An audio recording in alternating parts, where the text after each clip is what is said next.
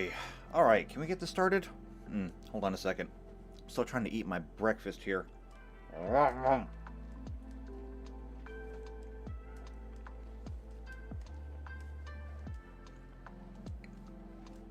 I was terribly rude to eat while you're talking to somebody. However, I haven't eaten since like yesterday, so trying to, well, I kind of can. It's been a rough morning.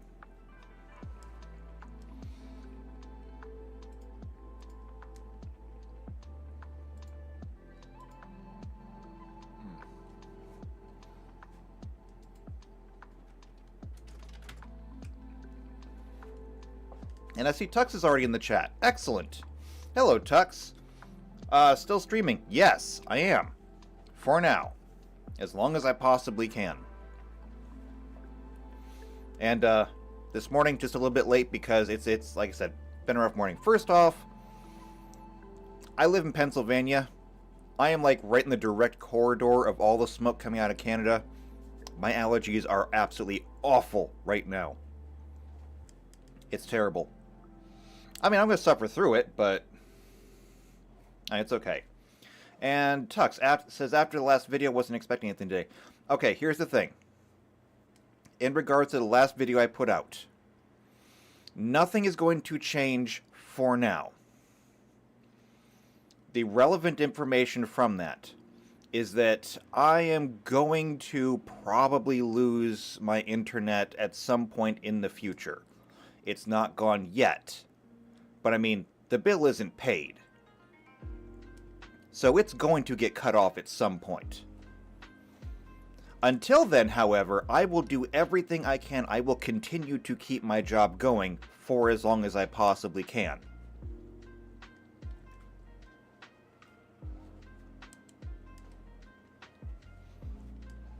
And that's really all I can do. At least until I can get some kind of income.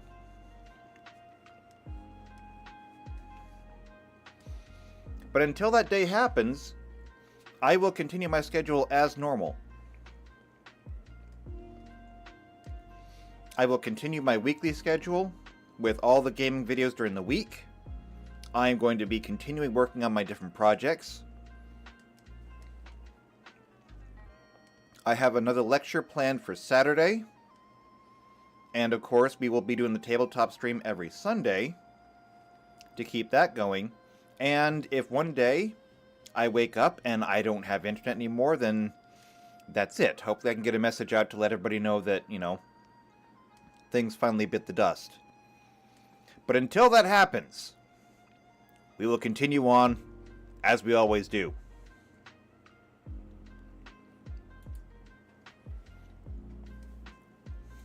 That's about all I really want to say on that matter, because I don't want to dwell on it.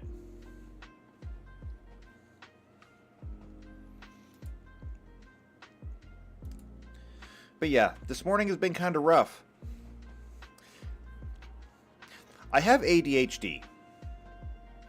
And it's not something that I talk about a lot because I learned when I was in school that a lot of people see ADHD and they see crutch. And I saw this firsthand when I was in school because every time that somebody would get in trouble for not doing their homework or for being late to class or whatever that happened to be, they would say, oh, and I can get rid of this right now. Hold on.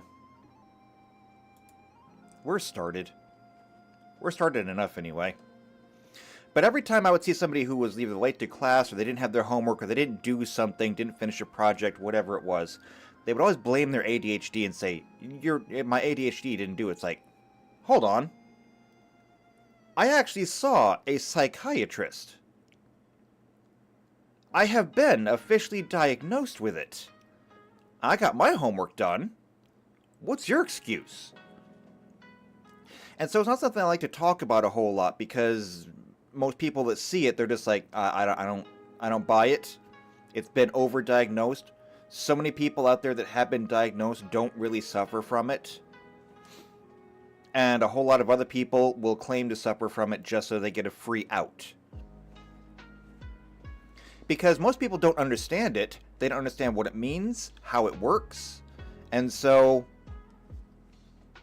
you can throw it at them, and it's a bit like telling somebody that, you have schizophrenia.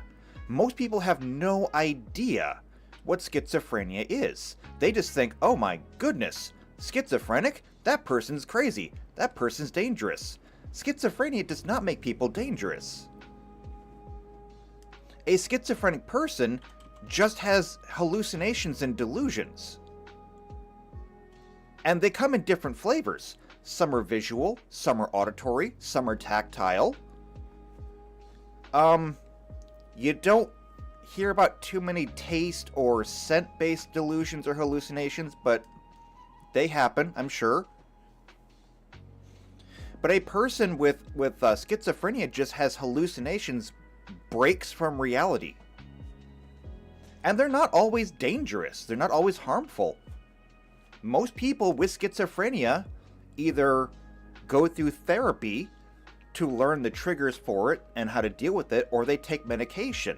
Sometimes, more often than not, both.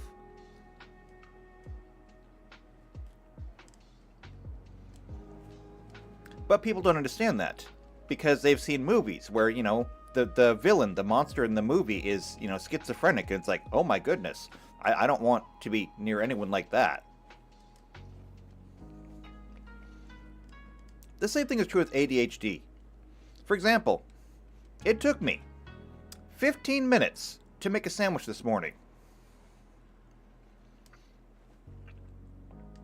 And you gotta ask yourself, it's like, how does it take you 15 minutes to make a sandwich? I'll tell you how. Because I am good, if nothing else, at analogies. So picture this, alright? You have a task to do. That task is to drive down the highway. Okay? And you drive down the highway, and as usual, well, not like a divided highway, but let's say that you have a highway, like a rural highway, where you have basically a long straight shot, but you have roads off the sides. No stoplights, no stop signs or anything. You just have a straight highway road, and you have roads that, branch off the sides. So, you get onto I whatever, or if it's a state highway, you get onto A or M or whatever number. You head down, and you get down to like mile marker 73 and turn right. Okay? So a normal person will be able to just drive down that highway. Okay? The highway is straight for them. They have a task they need to do, and they go and do it.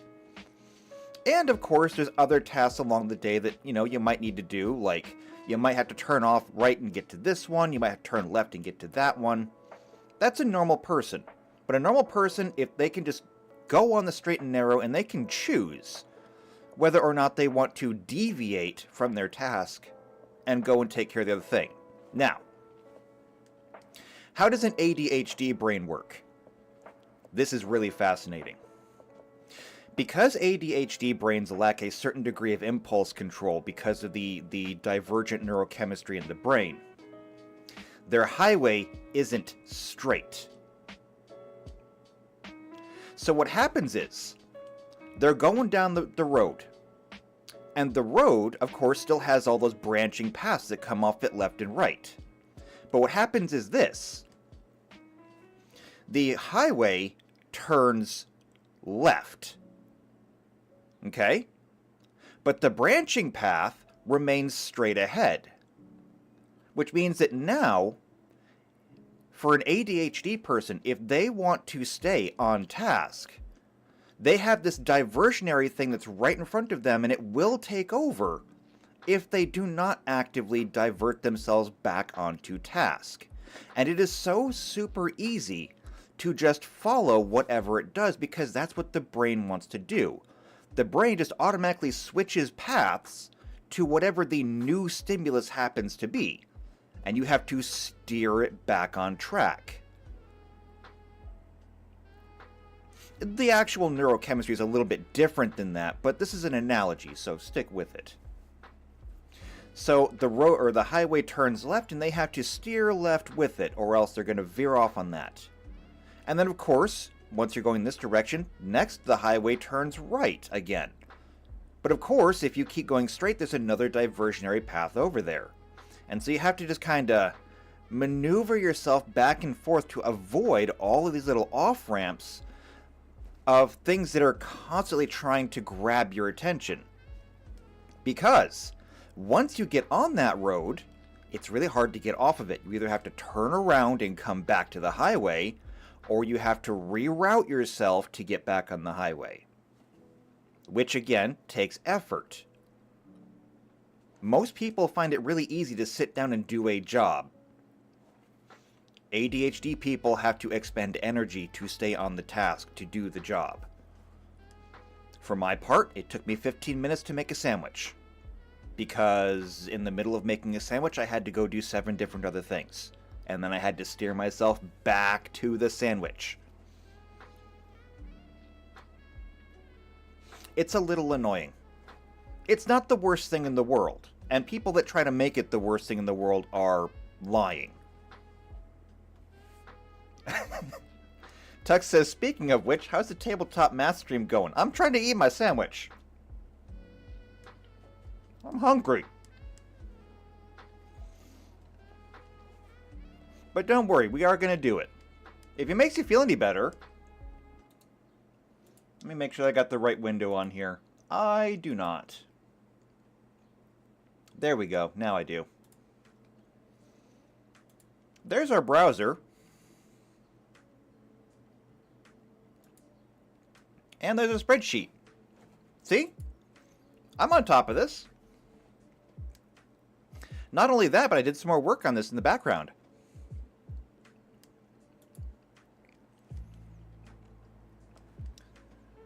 So as I said last time, I needed to finish up the Geomancer, which I did. I got all the different saves put in here, along with the actual effects. I had to make a chart because Final Fantasy has all these different status effects. And we were going through and making sure that we had this, but what occurred to me is the effects that I had put in actually conflicted with the effects that I had used earlier with, like, was this the Time Mage? No, the Mystic. So with the Mystic, the Time Mage, the Black Mage, I think they conflicted. So what I did is I went through and I just made a chart. Here's all the different Final Fantasy statuses, and here's all the Pathfinder equivalents, and what kind of save it is. Now, I didn't put saves in here for these because these are all friendly things. Generally speaking, people don't mind if you cast good things on them. But over here, the Final Fantasy status, the Pathfinder equivalent, and then what save to use for it.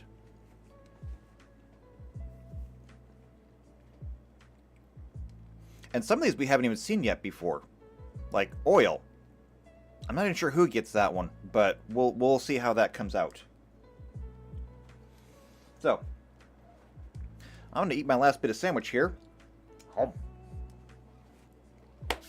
then we're going to start on this.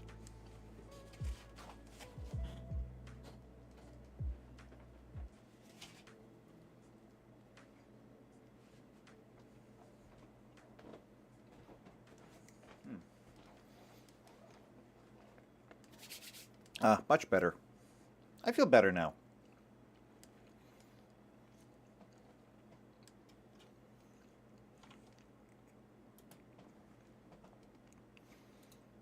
Alright, so I'm going to duplicate this. And today we are working on the Orator and the Calculator.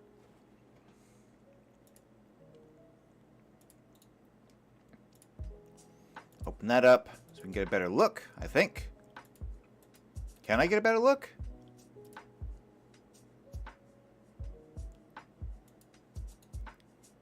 Do I do it like this? No, I don't. How about this? I can zoom in however I want. Can't tell me what to do. Alright, so we did the Mystic, we did the Time Mage, now we move on to the Orator and the Mathematician, because the Summoner is going to take a long time. But that's fine. I'm looking forward to the Summoner regardless. It's going to be fun. However, the Orator and the Mathematician, the Orator I think is going to be pretty easy.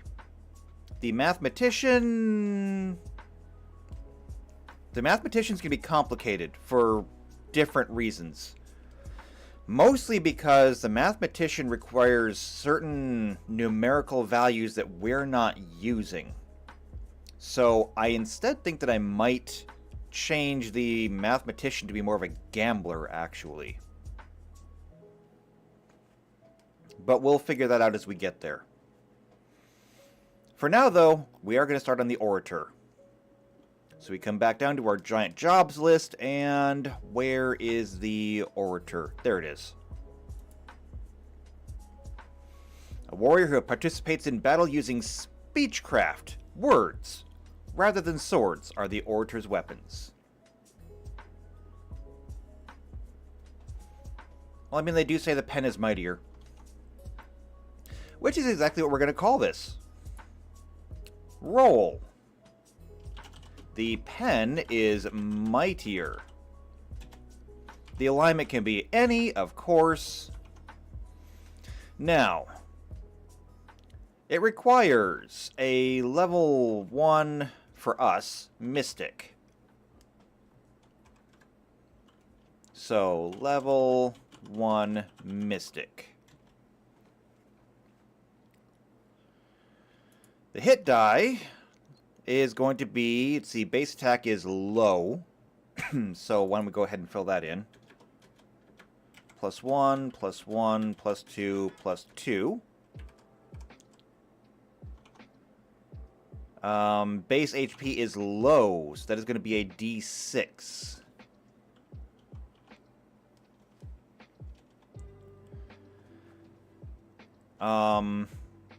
Base MP is also low. Interestingly enough. So you don't get any magic points for doing this. Given where it falls, that's actually kind of surprising. Means we're going to have to really work on making this balanced since it's not boosting any of your current magical abilities. I mean, you need to have a level of White Mage to get here. And now you're not even getting any bonus MP for taking this class. But now we need to get our class skills, and that means we need to find something that is kinda close. So the Orator talks to people and changes their mind that way. Who can we get? So our basic class is Barbarian, Bard, Cleric, Druid, Fighter, Monk, Paladin, Ranger, Rogue, Sorcerer, Wizard. The only one up here that seems like it would be remotely close would be the Bard. However, we are going to be using the Bard for something else. When we look at this, once we get Summoner in, an Orator plus a Summoner makes a Bard.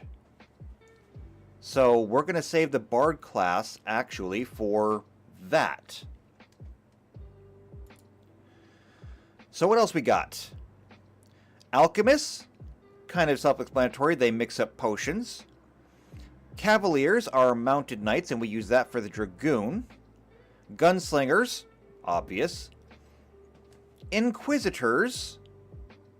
So, Scourge of the Unfaithful, Hunter of Horrors. The Inquisitor roots out the enemies of her faith with grim conviction and an array of divine blessings. Is that what we want? I don't know. Let's take a look. So what do they get? They get domains, they get judgments, they get lore, they get orisons, so they get, level 0 divine spells, stern gaze. Let's see. Cunning initiative, detect alignment, track, solo tactics, teamwork feats. That's always nice. They get teamwork feats. Actually, that could be really nice. given the fact that they don't really get any MP, it does strike me that orators might want to work with each other, given that their entire kit is all about convincing people basically to work for them. Because if we come over here and we look at the orator, and we look at the actual skills in the orator, just briefly. Entice. It is a speechcraft skill that persuades a foe to become an ally. The effect is traitor. And if we come over here and we look at our chart,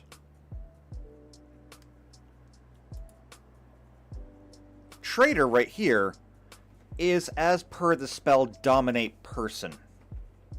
And when you dominate a person, you can literally order them to do things. Charm person just makes them friendlier towards you. Traitor, you get to tell them what to do. Meaning that perhaps, if we were to share teamwork skills with anybody that was dominated,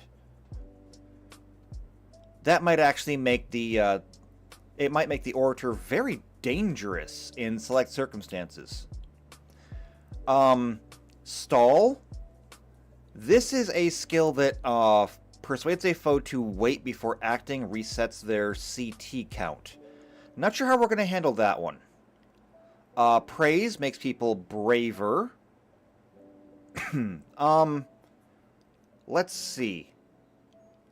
We already have the ability to give people fear. And that is the chicken that you can see there on the on there. And that inflicts the frightened condition. So, praise might be able to undo that. I don't know. Intimidate. Decreases bravery. Intimidate is actually a skill, though. We might be able to just turn this into a skill bonus. Preach restores faith, which we don't really have a use for right now. Enlighten, let's see, decreases faith by using cold logic and secular doctrine. Again, I don't know how we're going to fit that in. Condemn is a death sentence. It inflicts doom. We already have the status for that. And it's right there. So, nothing more we have to do that. Let's see, beg. It spins tails in return for gil. That's basically a bonus on perform. Insult inflicts the effect Berserk, and Mimic Darlavon. Speechcraft that uses dull tales to induce slumber. That's just sleep. So, I mean, this is fine as it is. There's a few in here that I don't know what we're going to do with, but all of it is about either breaking someone down morally or bringing them up morally. Yeah, I don't think that the Inquisitor really fits the bill here. So let me take a look. I need to get a drink first, though. I had a sandwich. I need a drink.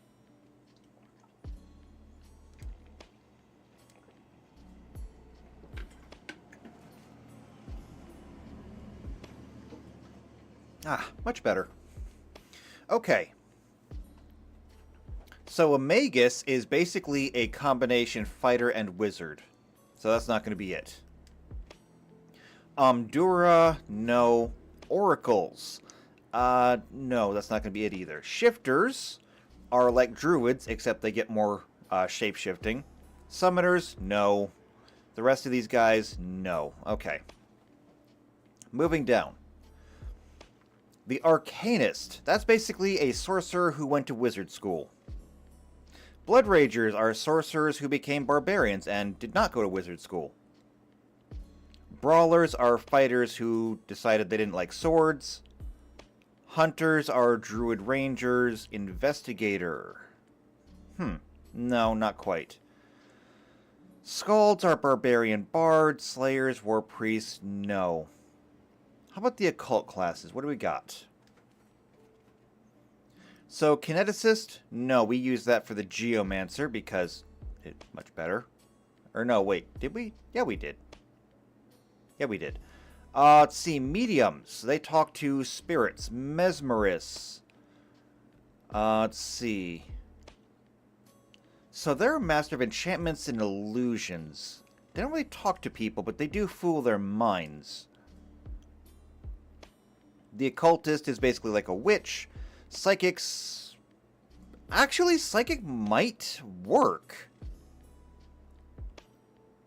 Because psychics also mess with your head. Alright, why don't we take a look at what they can do. So, Discipline Power, Discipline Spell, Nax, Phrenic Amplification, Phrenic Pool, Psychic Discipline. I get Detect Thoughts and all this other stuff. Let's take a look. So, the Phrenic Pool, Supernatural Mental Energy they can draw on. We don't need to worry about that. Amplifications... Hold on a second. Actually, why don't we take a look at their spells? Because they do get these psychic spells. So why don't we take a look at their spell list and see what that looks like. It looks an awful lot at the wizard spell list. Like, Abundant Ammunition? How's that psychic? A lot of the stuff is kind of illusion, but...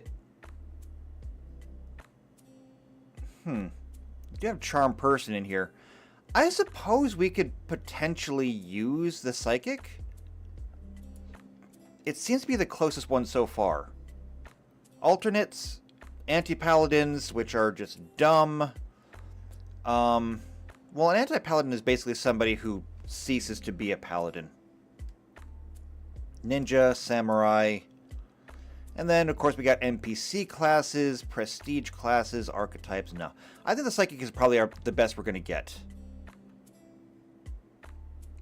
So, we're going to go with that. And we're going to take our skills from here. So, that's going to give them Bluffcraft, Diplomacy, you know, all this stuff. I mean, it doesn't really matter. By the time you get this far up, you're probably going to have a lot of these skills anyway. So if you get something, great. Like, if you didn't already have all the knowledges, you do now. So we're going to copy this, and it's going to be a 2+ intelligence.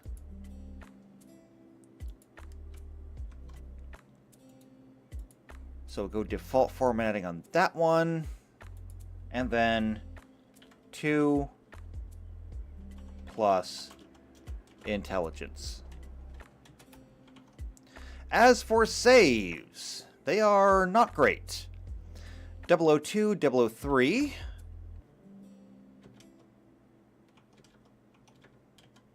They were the less successful spies before James Bond.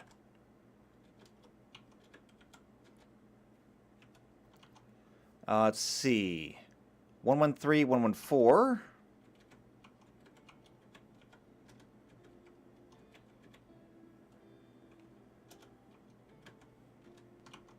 And then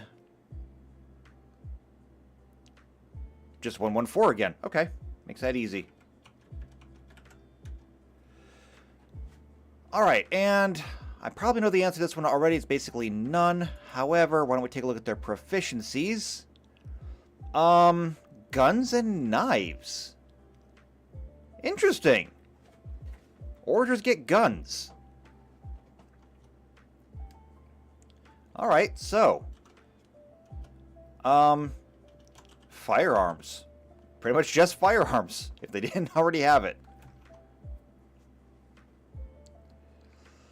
As for armor, none. No shields either.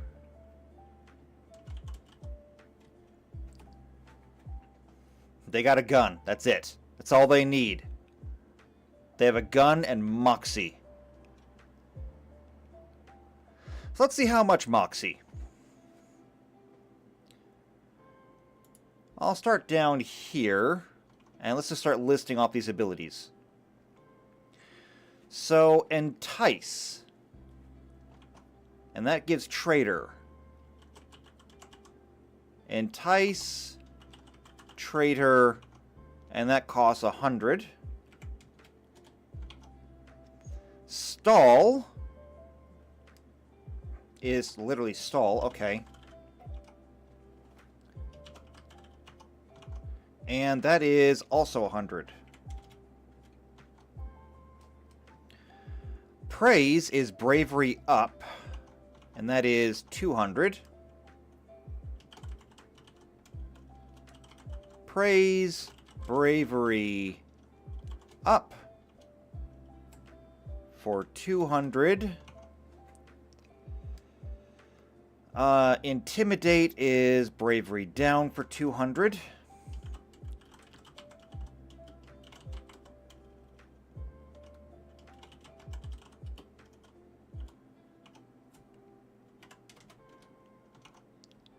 Next is preach. That is faith up for 200.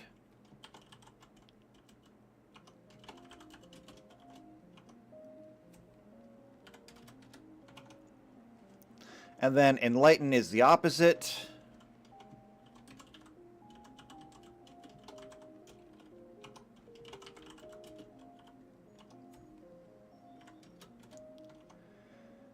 After that, condemn, which is doom for 500.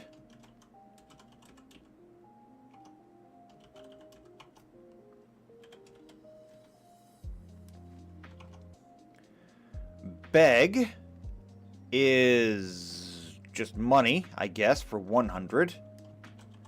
Beg money. No, it's 100, I think. It was 100, right? Yes, it was. Insult is berserk for 300.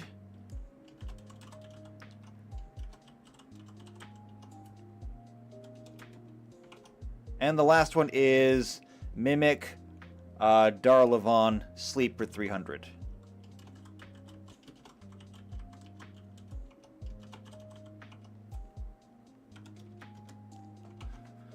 So that's their active kit. Next, let's see, earplug. Avoid the effects of speechcraft. I don't think we're going to do that. I mean, I suppose that I could give earplugs to people and they could just, like, install them. Alright, why don't we do that? I'll make earplugs and I'll... So, earplug... equipment. After that, equip guns. We've already got that. Tame. Force a critically wounded enemy monster to become an ally. I don't see how we're going to make that work, but maybe. Tame. Let's see. Force, convert to party. And Beast Tongue, gain the ability to use speechcraft against monsters, even if not an orator. Yeah, we don't really need that because you get to keep your skills once you get them. Alright, so there's our list. And this is what we have to try and convert. Now, some of these are going to be easier than others. So what I think we're going to do is... How do we, how are we going to work this? So since we don't have a bravery or a faith stat, what we should probably do is use these to protect against other status effects. For example, the chicken status, which we saw over here earlier. Inflicts frightened. And so what we could do is we could simply say that praise will give a bonus versus that. So praise, we'll go ahead and call that a... Which save is that going to be? That's going to be a will save. It'll be a +4 will versus chicken.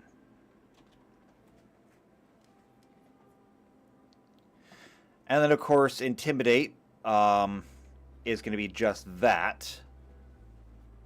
Is this going to be a +4? Do I really want to do that? Yeah, I'm going to do that. +4 on Intimidate checks.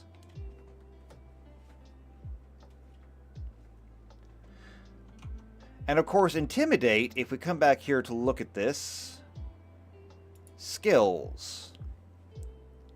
Where is it at? It would be under I, wouldn't it? Alright, so common uses for intimidation. Coercion. Coercing a target into acting friendly for hours takes 1d4 times 10 minutes. Coercing a target into acting friendly for days requires you to successfully use coercion at least once a week for 1d6 weeks without failing any checks.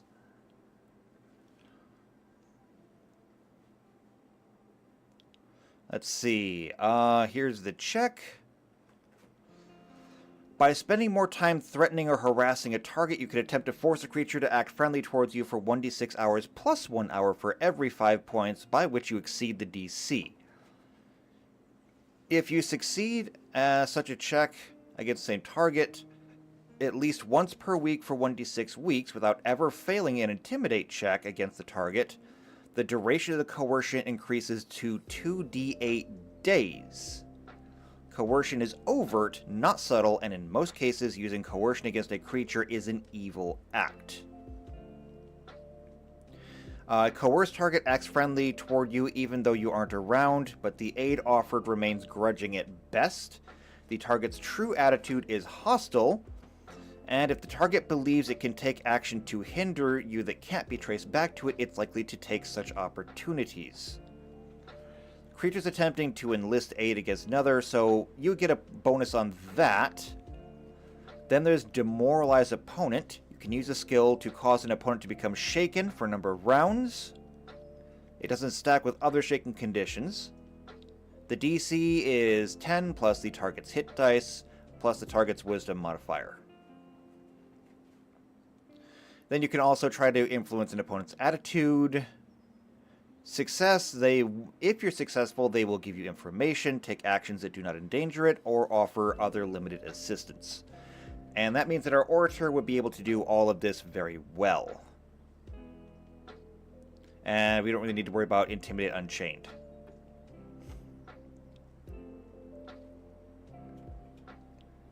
So yeah,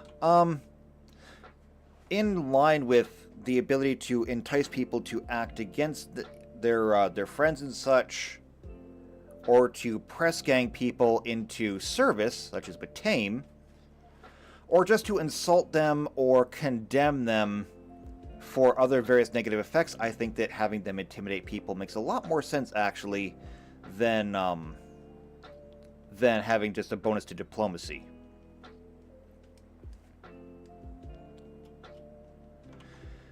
As for preaching,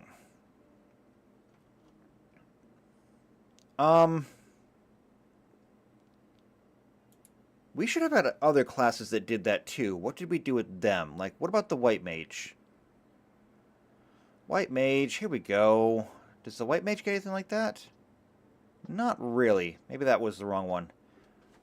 What about the Mystic?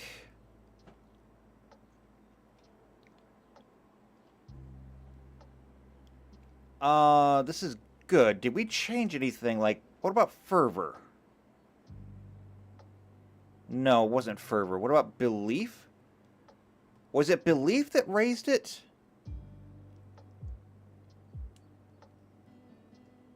Maybe. Hold on. Let's take a look at that. So we're going to come down and take a look at the Mystic. Belief, belief, belief, belief. Okay, belief has the effect of faith. Okay. So yeah, that's good. That means that, let's see, this is the Mystic, and we need a level of Mystic anyway to become the orator. Yeah, we need to have one level of mystic. So, what if, since they already had the ability to use Owl's Wisdom, what if we came back to spells? Spell. Where is it? Magic. Spells.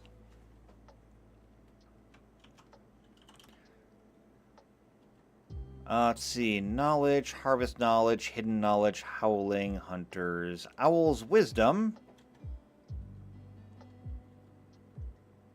Isn't there like a mass Owl's Wisdom? I thought there was. Ah, there is. Okay. That's exactly what I wanted. Let's see. Target is one creature per level. No two of which can be more than 30. Okay, so this, yeah. So I like this. It's going to be as per Owl's Wisdom. Well, as per mass Owl's Wisdom, really.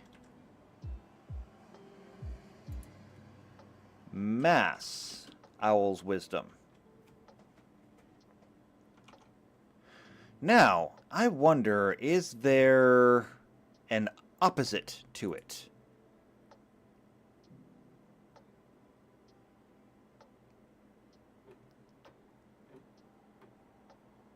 Well, if I was going to look that up, I would probably just look up the wizard spells in general. And see what they get, because they get Owl's Wisdom as a spell. So, Owl. No. There we go. So, Owl's Wisdom. Subject gains a +4 Wisdom for 1 minute per level. What if we search for Wisdom? Mind Fog. Subjects in Fog get a -10. No, I don't want to do that. Let's see. No.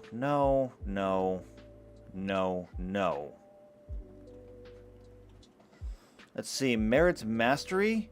If target and opponent are touching water, +1 bonus to attack and damage rolls, otherwise -4. No, not that. Touch of Idiocy. Subject takes a 1d6 penalty to Intelligence, Wisdom, and Charisma. I mean, great, but no, not quite. Haunting Mists, no. Owl's Wisdom, no. Okay, you know, this is fine, though, because even if it's not in here, we can go ahead and just do the opposite.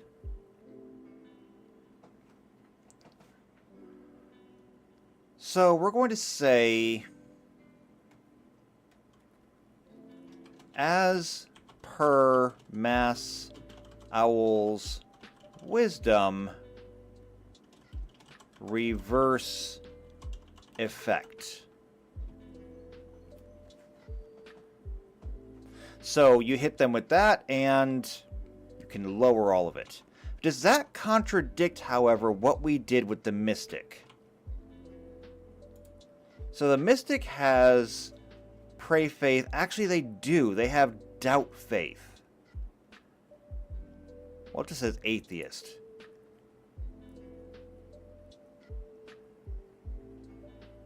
Statuses? No. Well, maybe. Does it actually explain anything? Or is this like general for all Final Fantasies? I don't want this. Okay, so disbelief. What did the Mystic get for that? We have to go back and change that. Disbelief. No, actually, I already did that. I did the exact same thing already. I'm so brilliant, I don't even know how brilliant I am. How do you like that? I'm so smart, I have good ideas twice. It's the same idea, but I have the same great idea twice.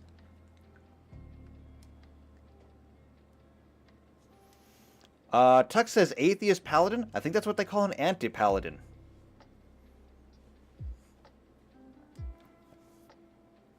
But okay, never mind. There's nothing more I have to do there. I'm good. Okay, condemn is simply doom, which we already outlined over here. You roll 1d6, and in that many turns, it inflicts KO. There is, of course, a will save against it. Beg.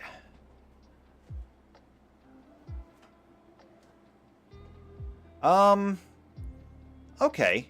I'm actually going to go ahead and go with this one. And say that you can beg people for money.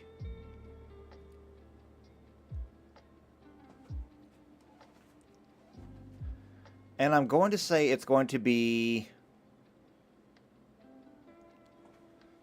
Think.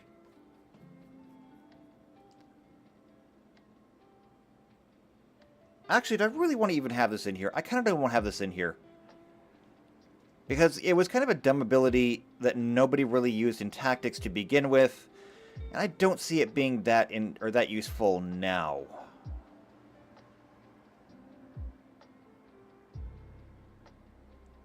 No, actually I take it back.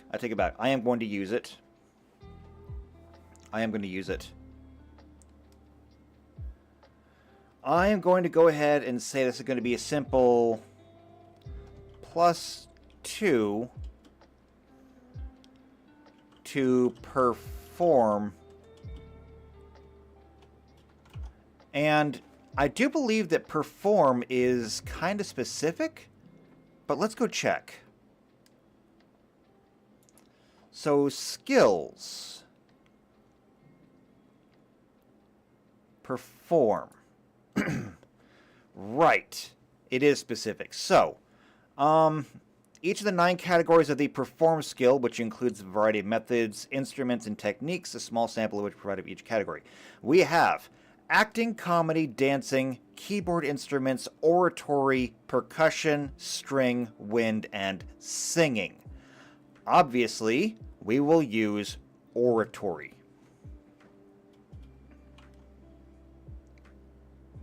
So a +2 to perform oratory.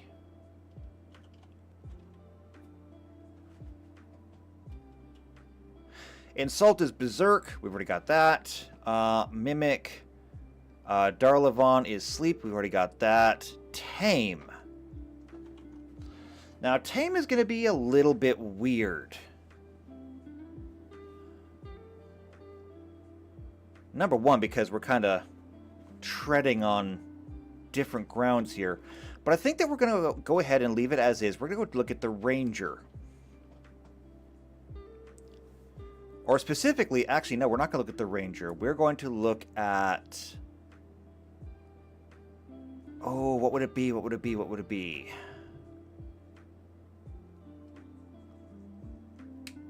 Handle animal.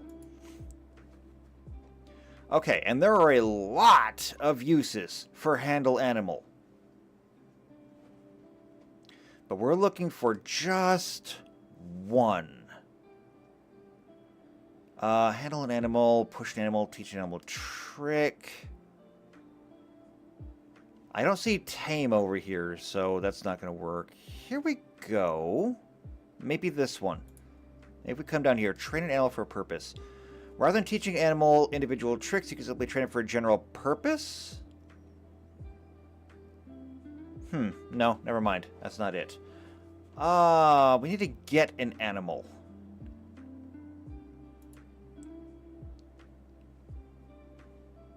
Let's see. Rear a wild animal? Maybe? Is that what I want? Common tricks. These are all tricks. These are all tricks.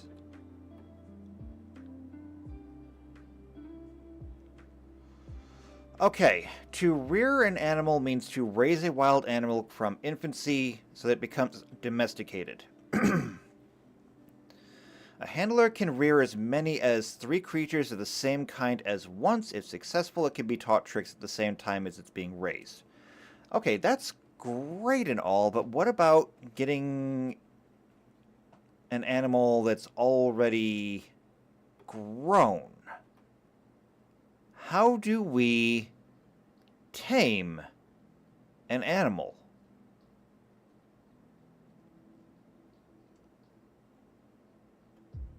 Because I know that there's got to be something in here for that, but I don't see it.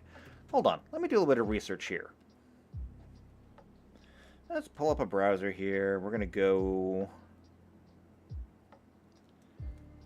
Pathfinder, tame an animal.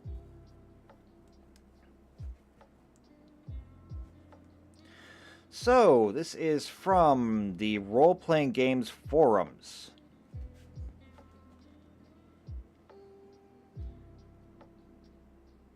How do we do this?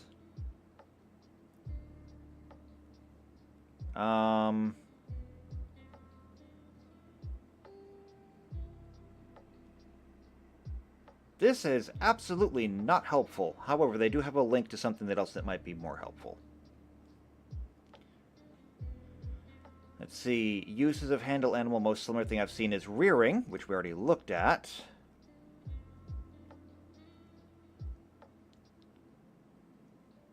Let's see.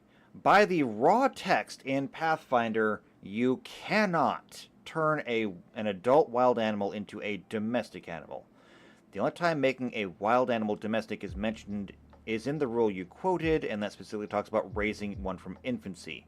You can, however, train it. Training gives it tricks and makes it easier to control, so functionally during games it doesn't tend to be a lot different. Unless your campaign has you trying to leave a wolf on a ranch, I suppose. If you intend to bring your wild dire lion into town, you just have to make sure it knows a trick like heal, as it's a great one to keep it by your side and not doing what wild animals do. You do that with handle animal and teach a trick or train for purpose. Okay.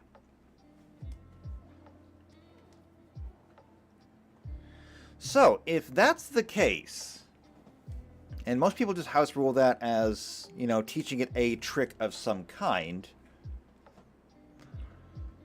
what would the heal be?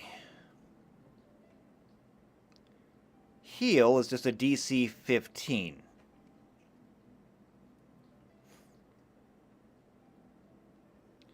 But that does seem a little bit low. Or we talk about rearing the animal. So if we go back and look at rearing an animal, let's see.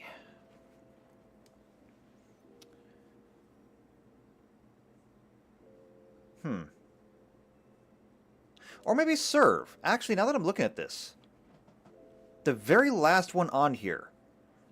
Serve. DC 20. An animal trained as a servant knows to deliver, exclusive, and serve tricks. Whatever those are. Oh wait, that's for a purpose, actually. That's what I'm looking at. Yeah, these are training for purpose. And so it would know deliver, exclusive, and serve tricks, which you can look up here for. Not that we really need to, but yeah.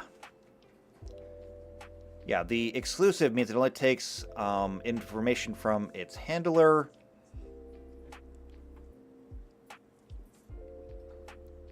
And then deliver and serve, yeah. Serve. Where is that? Willingly takes orders from a creature you designate. Okay. So it will naturally take orders from you only, but you can designate somebody. And that's actually pretty good. So if we were to just pick serve, we're going to want to make this a little bit difficult, though. And a DC 20 is already pretty high, but we're going to make it higher. So I'm going to go ahead and leave that as force convert to party. And we're going to say that it is going to be a will DC 20 plus the creature level plus will. Meaning that it could potentially have a very, very high DC. But if you wanted to be a dedicated orator and you really focused on getting your will save up as high as you can, then, I mean, it could be possible. And that could absolutely lead to you amassing an army. Now, in Final Fantasy Tactics, they limit the number of people that you can bring into a battle at one time. Pathfinder won't have such limits, which means that if you were going to make an army that way, it could easily get out of hand. But I'm inclined to leave it be, because it's not my job to punish you for the abilities that I give you. I just have to figure out how to make it work.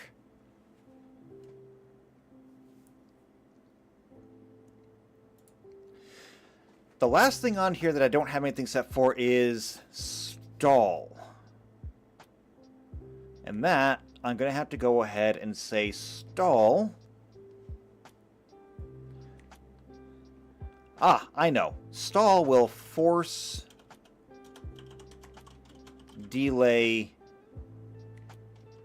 turn. Meaning that no matter how we do this, whether we do it by formal initiative, the way the game is designed, where you roll for initiative and everything, or if you do it, as I do it usually, team-based, whoever gets stalled will have to act last.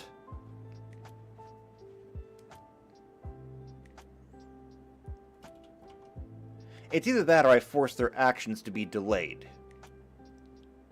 So if they wanted to attack, then it has to be a delayed attack. I'm not sure. I think delaying their turn would be better, and much, much easier, actually, because if you delay actions, then it can get kind of hairy. Because then you got a lot more to keep track of. Like, if they wanted to attack you, and then you forcibly stall their attack, and then you move out of the air, or out of that square they were threatening, then when their turn comes around, they might swing at the square and then be done with it. But then if somebody else walks into that area, I don't know. It would open up a lot of tactical possibilities, because you could, like, push somebody else in front of them, and maybe they could hit their own person that way, which I kind of like. Very complicated, but I kind of like the idea.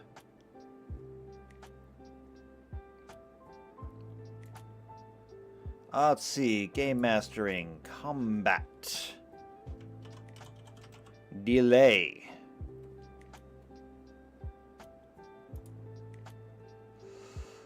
Okay, so for delay, by choosing to delay, you take no action and then act normally on whatever initiative count you decide to act. When you delay, you voluntarily reduce your own initiative result for the rest of combat. When the new lower initiative count comes up later in the same round, you can act normally. You can specify this new initiative result or just wait until sometime later in the round and act then, thus fixing your new initiative count at that point. You never get back to the time you spent waiting to see what's going on. You also can't interrupt anyone else's action as you can with a readied action. Yeah, so I think it's going to basically just delay their turn. Which is fine. That's actually really good. So now, if we look at this, what do we have? We have 1, 2, 3, 4, 5, 6, 7, 8, 9, 10, 11, 12. To be divided 5 ways. The easiest way to do that would be to have 2, 3, 2, 3, 2. And we can maybe work on that.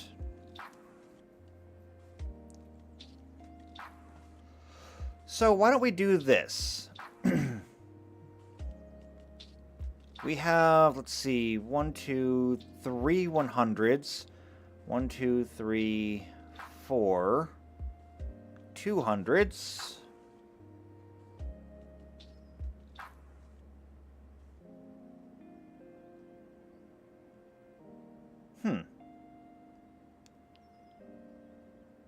Oh, and then of course tame. Oh, and earplug equipment. This is not actually something that they're going to get, so let's get this out of here.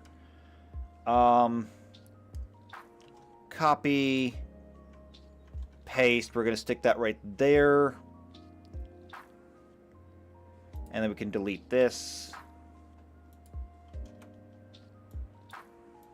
That can go up.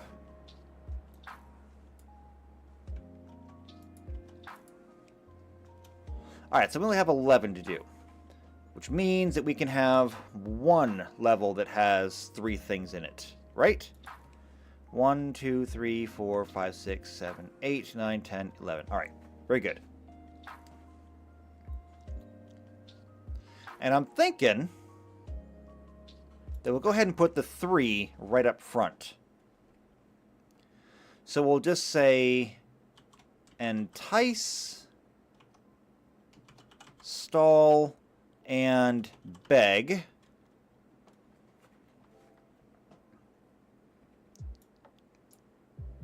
And we can go ahead and put these up here.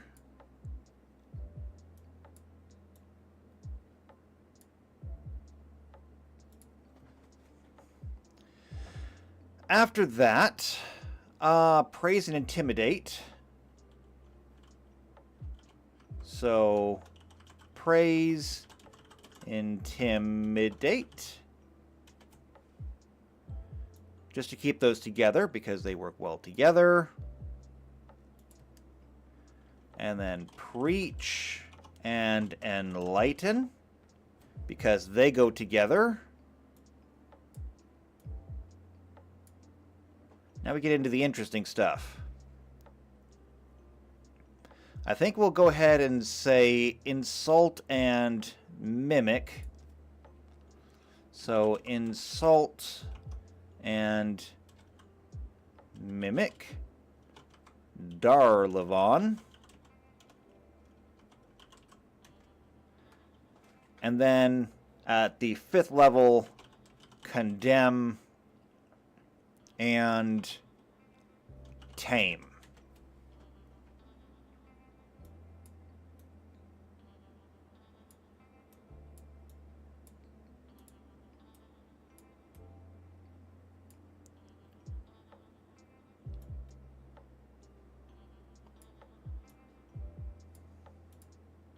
We can delete this.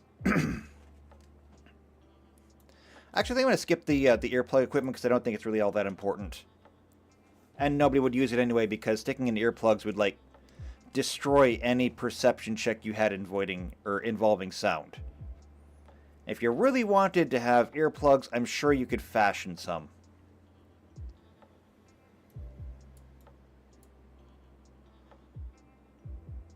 Don't do that, actually. Copy.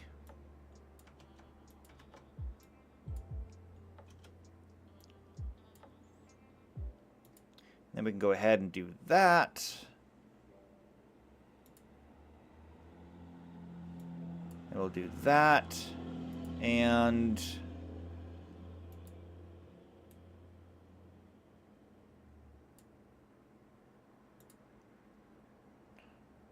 what did I do?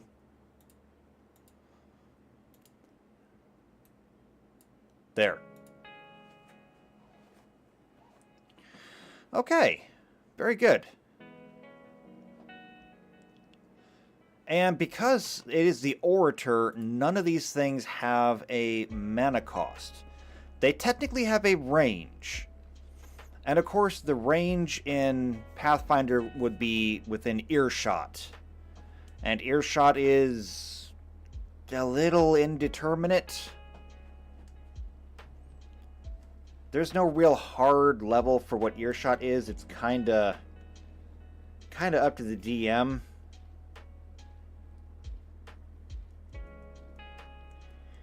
Earshot range.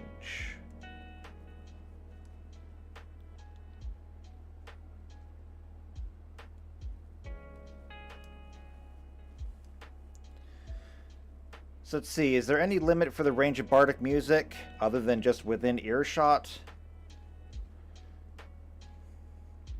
So I don't think given the rules it would be sensible. Terrain would make a huge difference. Open, close, have closed doors, how much noise is around. It's entirely up to the DM.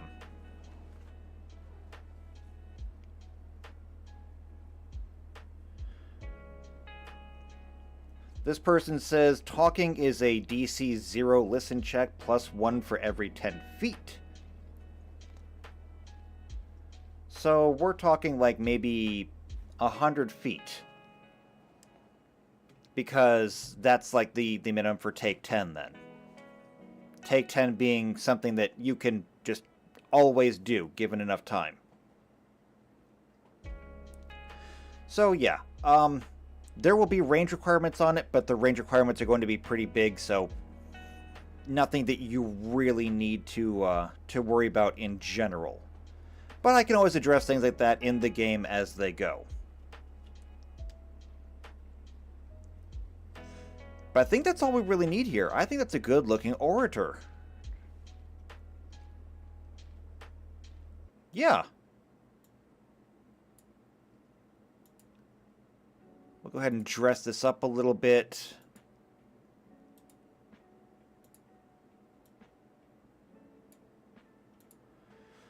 All right, very good. I still think that Tame could be a little bit broken, but I'm not worried enough to do anything about it. And so I'm just going to let that ride. But yeah, I mean, you take one level of Orator, and that means that the next time you walk into combat, you have this ability to turn people against each other, or to just make sure that their turn doesn't happen. We will need to have some DCs in here, though. But we are running a bit long on time already, since I kind of went on a rather long tangent while I had my sandwich earlier. And I'm not going to apologize for it either. Pretty much everything here is going to be a will save, though. So, DC 10 plus Orator, yeah, level. And this is pretty much going to apply for everything.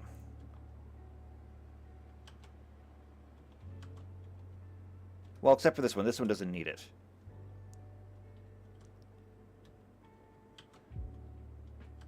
And yeah.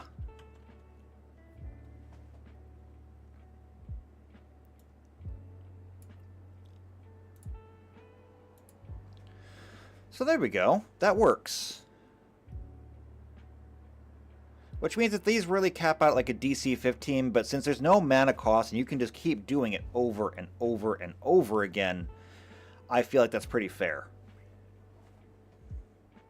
Of course, they can do the same thing to you. I mean, this road does go both ways. But I think that looks pretty good right there. So, I'm going to call this good. We're going to file it. And we're going to move on. So, all the way down to the bottom, there's the Geomancer. We're going to stick it. Ooh, no, don't do that. We need to go down a couple more. There we go.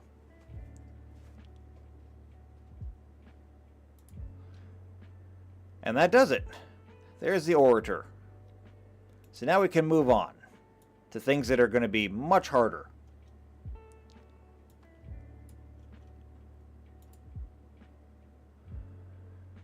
We can go ahead and delete all of that. This is going to be... Is it calculator or mathematician? I forget. Mathematician.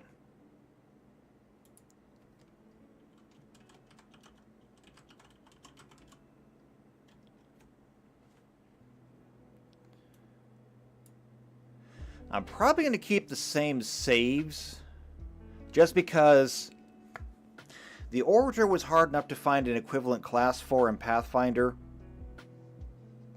The Mathematician is going to be absolutely impossible to find an equivalent class for. Because I'll be honest with you, I have not seen a class in any game. And I've played a lot of them. It's my hobby. I'm familiar with a lot of games. I have never seen a class in anything even remotely similar to the mathematician. So I think we're just going to go ahead and leave these skills here because this seems pretty good.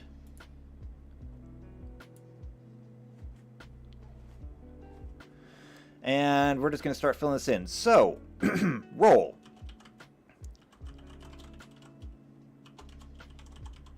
You are statistically screwed. The alignment can be, of course, any. The hit die, well, now it's where we have to actually get into the class. And here they just call it arithmetician. Okay, well, whatever.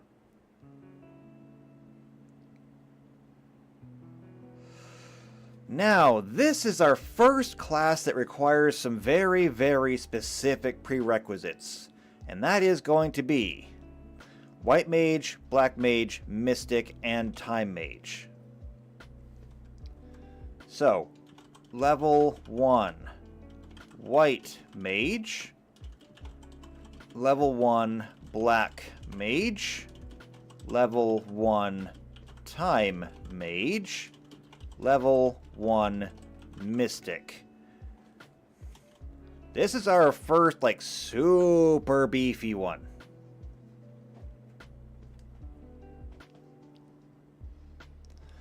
As for the class skills, I might just borrow that from the Psychic as well. So, copy, paste. Because I don't know what else to give them. And skill ranks 2 plus 2 plus intelligence seems harsh, but then again, they're probably going to have really high intelligence. So yeah. Looking at this, base attack is low, so that can say the same thing. Base HP is low. Base MP is average. So they get 25 MP per round. Their HP is low, so it's still going to be a D6. And weapons, poles, books. So they will have simple, and that should be good. They do not get any armor proficiency at all. But now, now we get into the meat of this. So, the way this is going to work. The success rate for damage and healing for arithmetics depends on the following. This is their magic attack times their power times their faith divided by 100 times the target faith divided by 100. And Tux says, they get poles? Yes, they get poles. Think quarterstaff, which is a simple weapon. I'm sure that in the Final Fantasy game, they probably get staffs and rods. And so, we don't really have staffs and rods the same way in Pathfinder, but we do have quarterstaffs, we have spears, both of which are simple. And so, it fits. And if you really, really, really super wanted a rod, just get the Barbarian to take a quarterstaff and break it in half.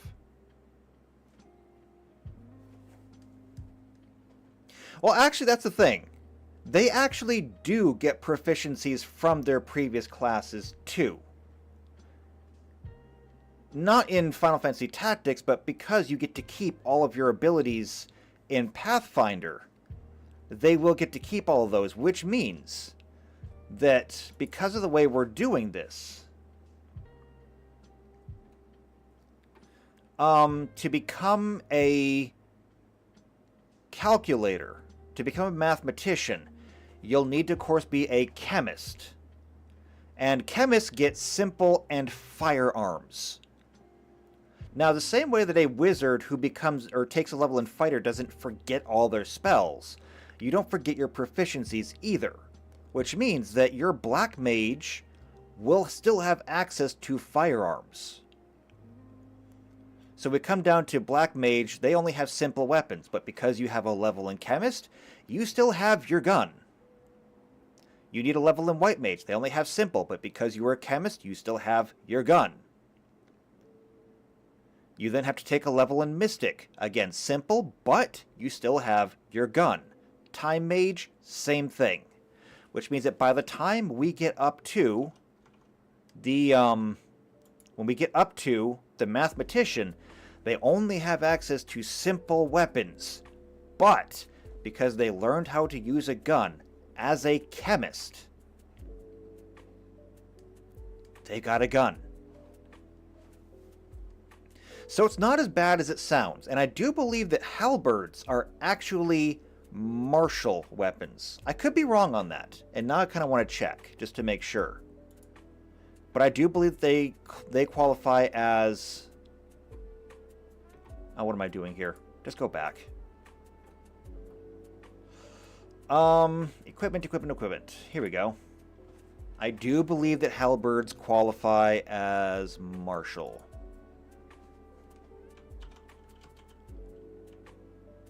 Halberd is, yes, a martial weapon. So you have to have a certain degree of training to use one properly. Which makes sense. I mean, halberds are not quite as simple as they seem.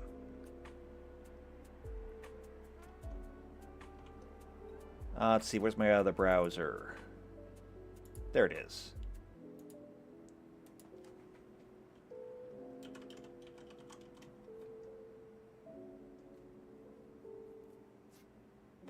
I mean, let's be honest, halberds are basically one of the perfect weapons. I mean, they were regarded during the medieval era as a total weapon. They were only really unparalleled, or exceeded by, what was it? It's basically the same thing, except it was like a warhammer on a pole. And the reason being that it had a hook on one side. Well, it had a hammer on one side that could be used to either do bludgeoning damage to people in armor, or it could be used to rather effectively dismount riders. Because, I mean, if you get hit by that thing, you're not staying on the horse. It had a hook on the back of it that could be used to snag and rip through unarmored opponents. Or, you know, even just lightly armored opponents, people who were wearing, you know, like padded armor or cloth armor. And then it had a spear point on it that could be used to just run through somebody who was lightly or unarmored. Or if they were wearing something like chain, the spear point would go through that. However, you're talking about a very long, very heavy weapon. And the halberd was basically kind of a smaller, lighter version of that.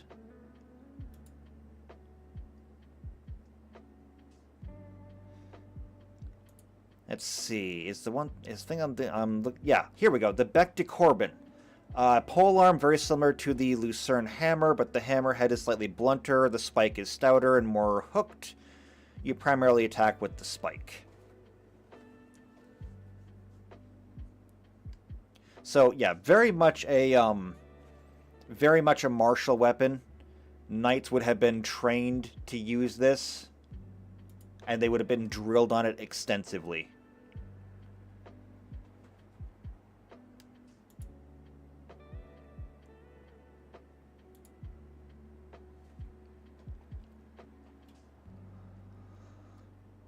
All right. Anyway, though, yeah, the mathematician still has a gun, which means it still has a lot of defensive options that way. And that gun, of course, would be up to your choice. You can have a flintlock pistol, you can have a musket. Nobody's getting an AR-15. Just putting that out there right now. Nobody's getting an AR-15. No Kalashnikovs, no Armalites, no Glocks. No nothing. It's got to be flintlocks. Because somebody will say something about it. So I'm just going to kind of nip that in the bud.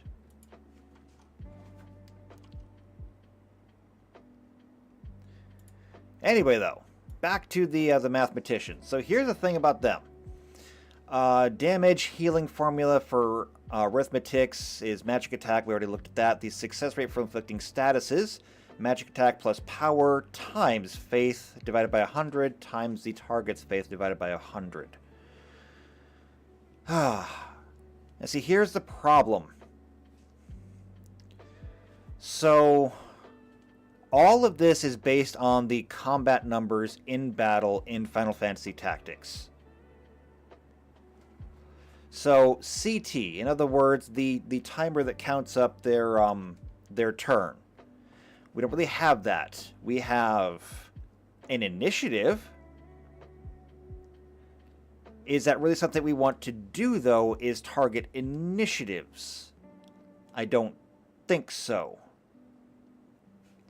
Targeting somebody based on their level is like really, really super specific. How much XP they have is even more specific.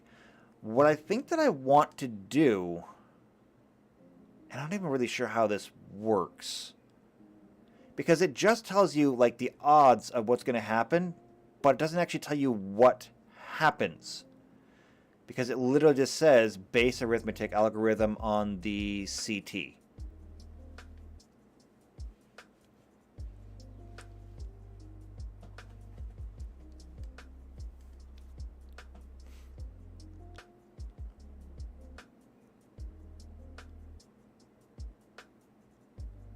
Yeah, I feel like I'm missing information here. And that just brings me right back down there. Let's see. Overview. So, potentially one of those powerful magical units in the game, since their arithmetics are used without the MP cost or charge time. Calculations are done by choosing a condition, like level, then choosing a number, like 5. With those conditions, they will cast a selected spell targeting all units, allies, and foes, whose level is a multiple of 5. To make the most of the arithmetician, the player must learn spells from other made jobs that are eligible for arithmetic. Interesting. Okay. To offset their powerful abilities, they suffer poor attributes across the board. Man, I wish I still had Final Fantasy Tactics, because it would have been good to actually play through this before I tried making it for this. Let's see. To make their skill set more useful, a good idea to switch to a class with better magic power and, naturally, far higher speed. After obtaining the JP for abilities the player wants. The Black Mage class has the highest magic power. Yeah, that's fine.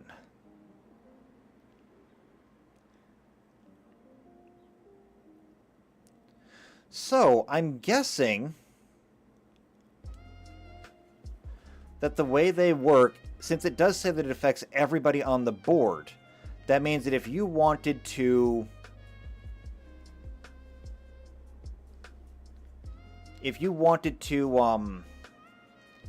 cast a spell and affect everybody, we would probably have to do this on probabilities. Because there doesn't seem to be any other way to do this. So, for example, we have 1, 2, 3, 4, 5, 6, 7, 8. 8 abilities right here already. Now, interestingly, what if we did go the route of probabilities? Okay? And follow me on this one. So, D20, D12, D10, D8, D6, D4, and then if we cut the D6 in half, we can get a D3. A D2 is a coin toss, and that is the lowest you can get. Meaning that if we wanted to cast magic, we could go ahead and basically force a roll for everybody on the field. And what I think what we would do is it basically turn into a gambling roulette. It's a little bit less mathematic, because we can't, well, even in the game, you can't see the stats of your enemies. You can see some stats, but not all of them. But what it would basically do is you could cast fire on, I guess, everybody. But we would start like a D20. And a D20 has a 5% chance of getting the number that you want. A D12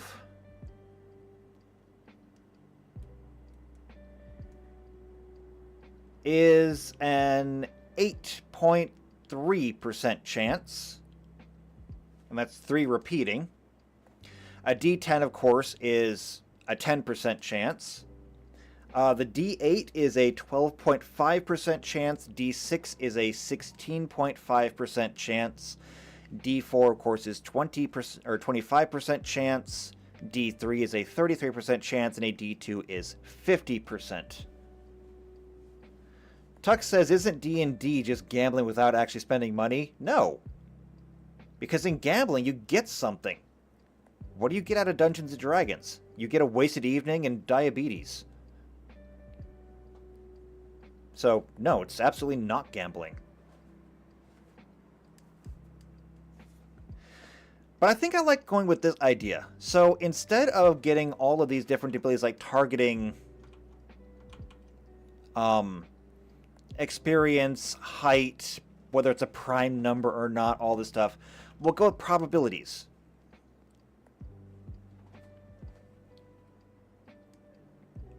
And then you can pick which probability you want to use to affect how much of the field.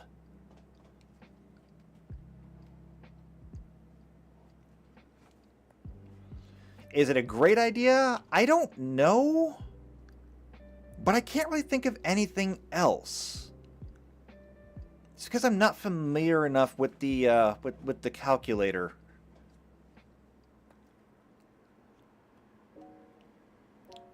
And it's this thing over here. It says, arithmeticians will cast a selected spell targeting all units, allies, and foes whose level is a multiple of 5. To make the most of it, they must learn other spells. So, yeah. So I think what we would do is if you wanted to cast fire, you would just select fire, and then you would determine the probability that you hit somebody with it, a D20 through a D2, and then you would cast, and then everybody else would have to roll a dice, and basically, if they match your number, they get hit. So you roll a D20, you get a 17. Everybody else has to roll as well. If they hit your number, they get hit. Is it particularly useful? I don't know, but since you are casting spells without using mana, that means that technically speaking, if you had a fully leveled black mage, you could literally come out and just say, I'm going to throw out a D2 death. And then everybody on the battlefield has to roll a D2 or else be hit with death. And I mean, that could be pretty significant.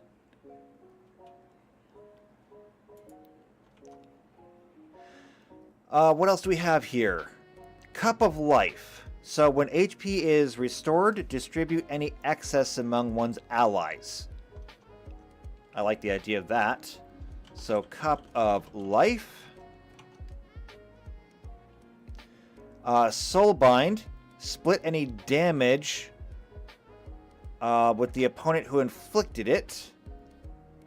Maybe? Soulbind. Experience boost, no. Accrue XP, no. Accrue JP, no. So we don't need any of these. And I can already hear you complaining. Stop complaining. I'm very generous with my XP. I am a lot more generous than a lot of other DMs out there with XP.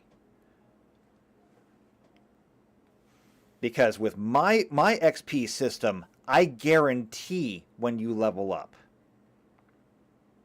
You don't have to wonder if you're going to level up.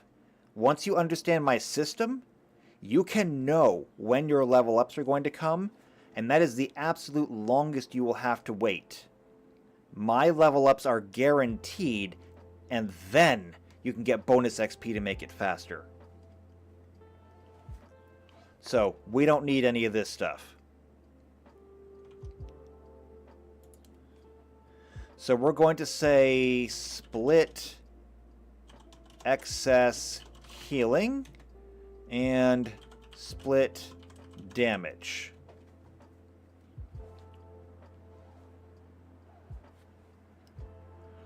So this means that we're going to have 1, 2, 3, 4, 5, 6, 7, 8, 9, 10.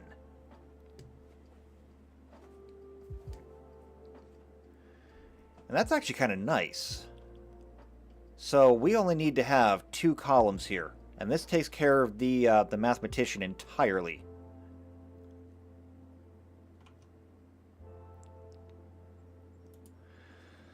Alright, so first things first, we have to make a note here. So mathematics cost, or mathematic all spells cost 0 mana points.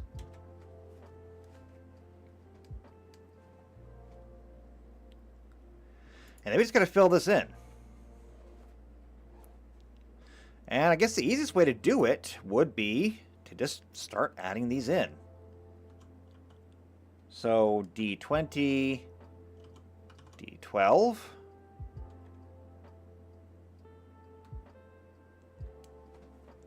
Or, actually, I take it back. No, actually, I don't take it back. That'd be way too powerful. I was going to say, maybe I should put the Cup of Life and Soulbind up first, but then you take 1 level, and you get to split your excess healing with people, and split damage with whoever hits you. That's way too powerful for a level 1. So we're just going to put everything in as is. So D10 and D8, D6, D4, D3, D2, and then Cup of Life and Soul Bind. And it literally says that you just split any damage taken with the opponent who inflicted it. So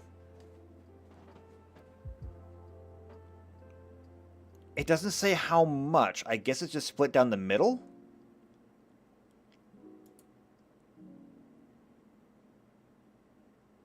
Let's see. If this unit's attacked or the ability activates, the attacking unit will take half the damage inflicted. While the unit with this ability will heal itself for half the damage. Wait, heal? Wait, really? Damage split. Learns this. If this unit is attacked and the ability activates, the attacking unit will take half the damage inflicted on the unit, while the unit with this ability will heal itself for half... Oh, okay, I see.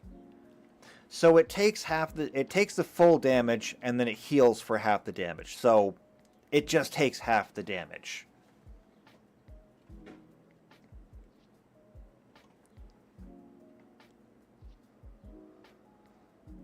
Okay, that's fine, though. We'll leave that be. I think there might be some kind of implication where these two work together, but you couldn't have both of them at the same time. Well, you can now, actually.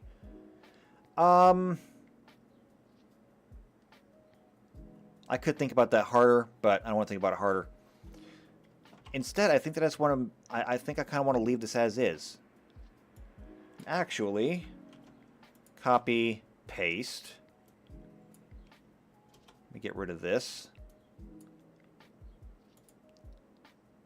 And then format. Well, not quite what I wanted, but it's fine. So I can clear that out anyway. All I gotta do is just clear that, and then do that, and it's fixed. So what we're gonna do is we're gonna go and just move all of this up. Like this. And I'm just gonna put my percentages in. So I'm gonna go 5%.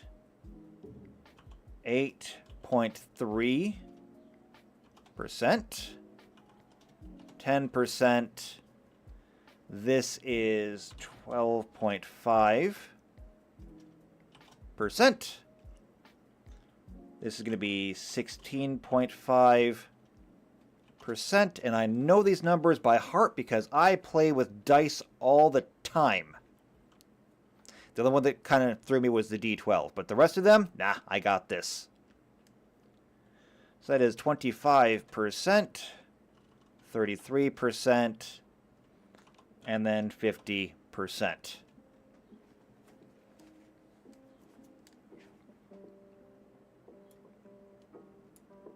going to move this down. Let's see. All players, NPCs, must roll. Matching rolls are affected.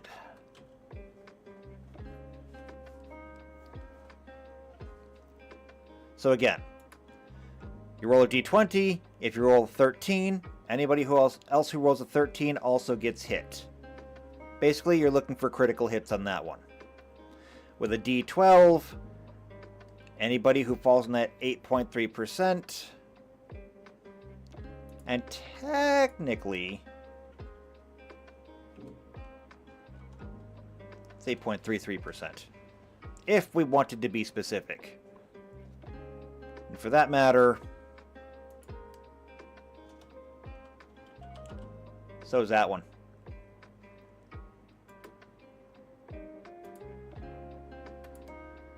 Why gotta be like this?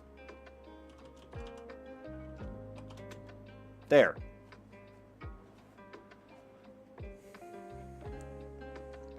So yeah, could be very, very powerful, could be also very, very lethal to its own team. I never used the Mathematician that much just because I thought the Mathematician was kinda dangerous. Like, too dangerous to your own party.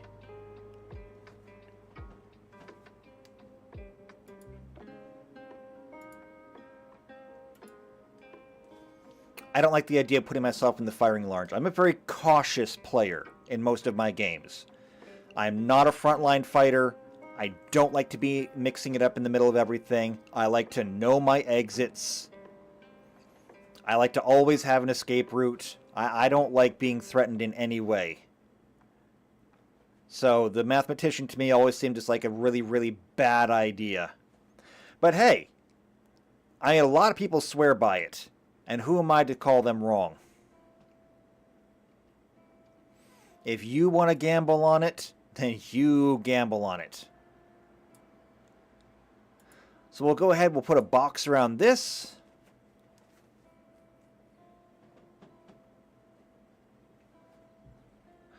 And I think that's actually it for the Mathematician. So we'll copy this over. We'll add it to the list. We can call that good. I mean, it could be fun. It's not my cup of tea. But if it's yours, then absolutely knock yourself out. I'm also not a big gambler either, so it kind of shows you my mindset in this one. But I can just imagine that, like, you're in the middle of a fight and maybe you're outnumbered. Because you are playing with probabilities here. So if you're outnumbered maybe 2-1, and you just say, look, I know what the odds are, And the odds are good that more of them are going to get hit than we are. So you just pick your probability, cast your spell, and throw the dice. And maybe you win. Maybe you lose. I personally just don't play games where I know I'm going to lose. I'll find another way around. I mean, I would personally rather play the Black Mage than the Mathematician. Is it going to cost me mana? Yes. Can I only hit one thing at a time? Yes. Am I going to hit my own people with it? Not unless I want to. And that's where my big difference lies. But that does it. Make this a little bit smaller so it all fits on one screen. But there we go. We got... I can't fit it all on one screen because I'm only using half the screen. But, oh, well, hold on. I can do this. No, I can't. I've turned that off first. But there we go. There's our Orator and our Mathematician. And I gotta say, not bad. I think I'd rather play the Orator. I mean, partially just because I don't feel safe playing a Mathematician. But I also like the Orator's kit a lot more. The idea that I can just basically control somebody in a myriad of ways. I mean, even if you couldn't entice them to be traitor, you have so many other options.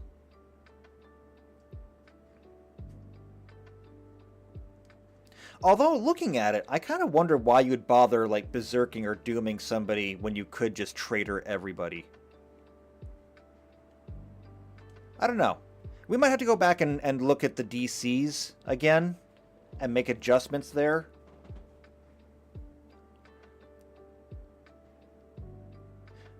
I kind of wonder about that now. Why don't we take a look at that real quick?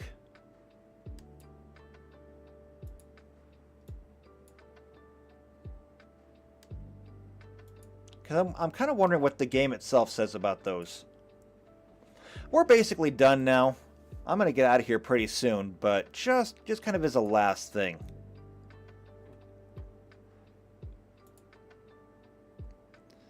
Let's go back to the Orator. Because does it show the...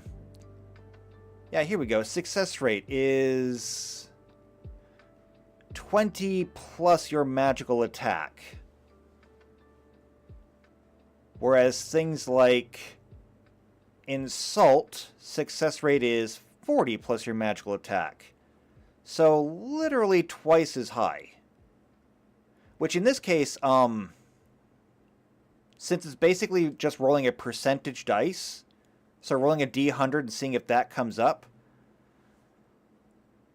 that means that technically speaking, we would want to make Entice like a DC 15, maybe even a DC 20 before everything else.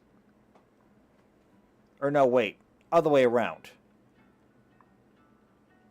We want the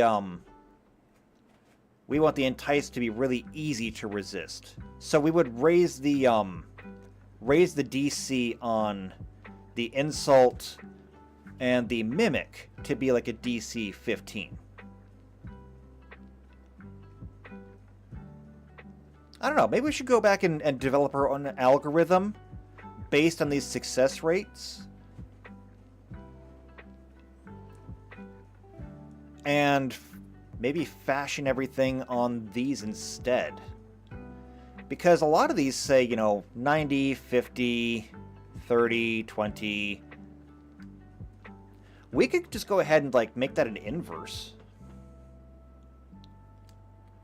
Like, what if a DC 20 was a 0?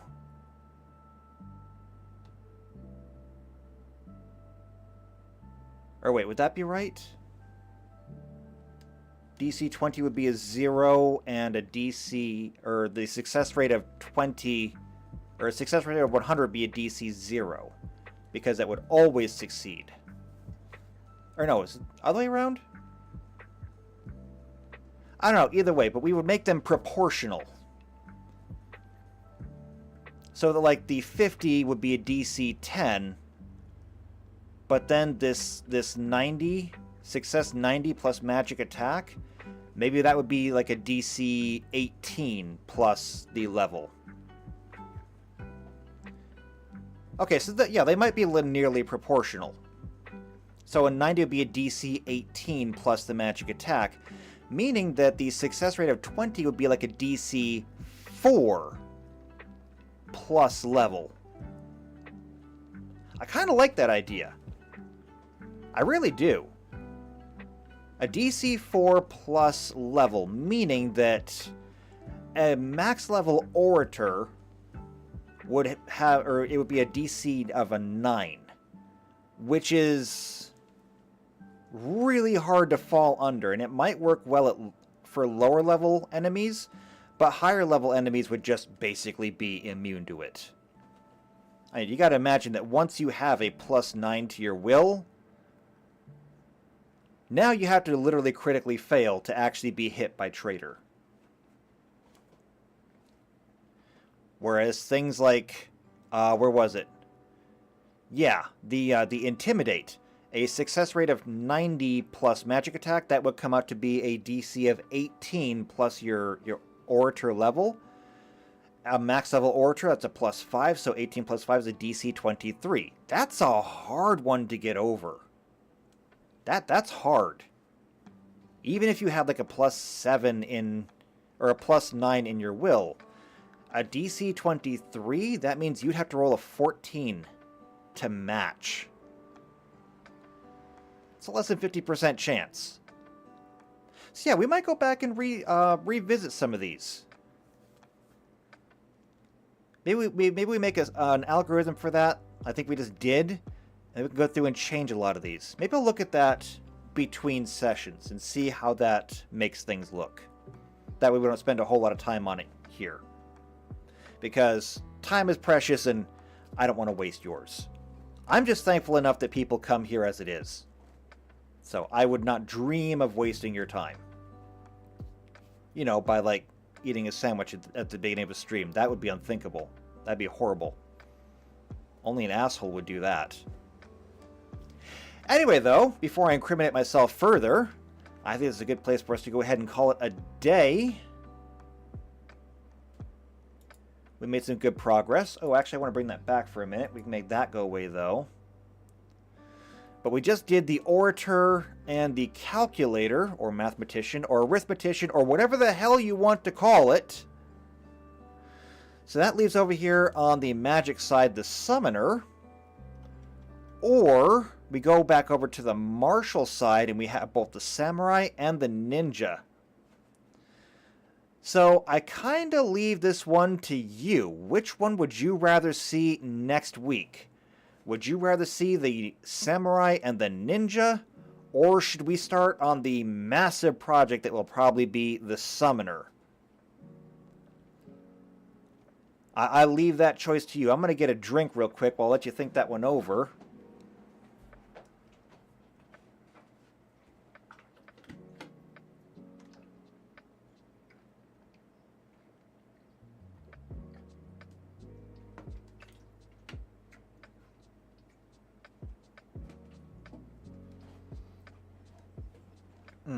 Much better. And if you don't answer here, I'm going to have to go to the Discord server, which is a great time to go ahead and shout out the Discord server. I have one. And if you want to join one, I literally just updated the link in the description.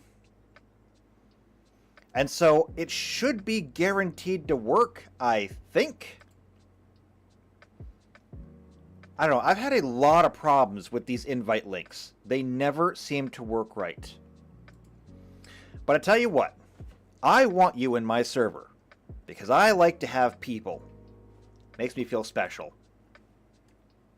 And so if you want to get into the Discord server and the link doesn't work, all you gotta do is leave a comment down below and I will get back to you and give you a different link that I know will work, even if I have to regenerate the damn thing 100 times. So, since I don't seem to have any answers here, I'll go to the Discord server and do that. Or maybe even put up a poll on the channel. I've done a poll in a long time. That could be fun too. So I will get an answer one way or another, but I really think you should come and join the Discord server. It's fun there. We have a good time. Everybody there is friendly. It's wonderful. Otherwise, though, let me turn that off. I'm going to get a stream deck or something. Figure out how to do this properly. Anyway, if you had fun here, if you got something out of this and you enjoyed it, do me a favor. Subscribe to the channel. Hit the bell icon. That way you get notified every time these videos come out. If you know somebody else who enjoys Final Fantasy, or they enjoy Pathfinder, or just tabletop gaming in general, then share the video with them. They'll probably enjoy this too. Especially if they're a DM, or they'd like to develop modules or games themselves, they'll probably get a lot out of this. You might be doing them a favor. Otherwise, though, for me, leave a like on the video, leave a comment down below underneath the video, or join the Discord server and leave a comment there. That works too. Doesn't count for the algorithm, but it counts for me. Any way you want to do it, I look forward to seeing you later, and I will see you back here next week for more of this tabletop module. And until then, take care.